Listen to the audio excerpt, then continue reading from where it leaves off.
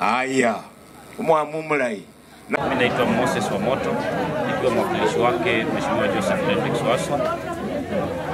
Leo tuko hapa Kituni Meseku Ward. Tumeleta matibabu hapa kwa wale wagonjwa ambao hawajiwezi, na sababu yetu kubwa kufika hapa ni kwa sababu madawa hazipo katika zile facilities za serikali, na hiyo imekuwa pigo kubwa sana kwa wakazi wa hapa kuweza kufikia kwa zile facilities kupata matibabu.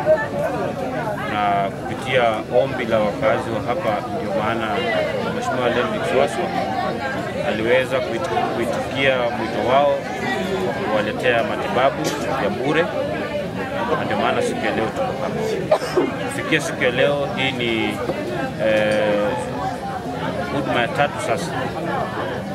Kwa sababu ya kwanza tulianzia pale Miendo, ya pili tukaenda pale Sitiho, na hii ni ya tatu tuko hapa Kituni. Hold a festival in my honor in the... Asante sana. Mimi naitwa Isaac Wendekeche kutoka katika wakfu wa Joseph Waswa Foundation, na nimefika hapa leo kupatiana matibabu ya bure hapa Kituni. Na statistics inaonyesha kwamba wagonjwa wengi sana wameshindwa kufika hospitalini. Ndio maana tumeamua kufika mashinani ili tuweze kufikisha matibabu katika nyumba na vijiji na vitongoji vya hawa wananchi wetu ambao wanashughulika sana kutafuta hali ya afya ambayo ni bei ghali sana. Na swala la muhimu ambalo tunahimiza sana ni masuala ya kujisajili katika mradi wa SHA. Tunaendelea kuhimiza wananchi kwamba wajisajili katika mpango wa serikali wa SHA, kwa sababu huu mpango umeweza kusaidia sana wananchi.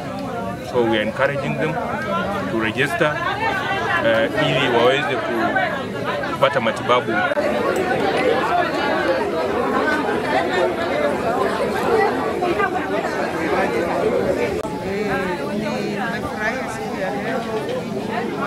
Majirani wenye wanakonjekea kwa nyumba watibio kwa siku ya leo. Hata hii serikali siku ya leo kaone kama wazee na hata tunaweza kuanguka kwa laini, lakini naona hapa tumeshughulikiwa kwa haraka sana. Asante. Magonjwa mengi yenye tuko nayo na tunashukuru kwa sababu hatujaonako siku yoyote Mheshimiwa yoyote akitusaidia kwa ajili ya matibabu.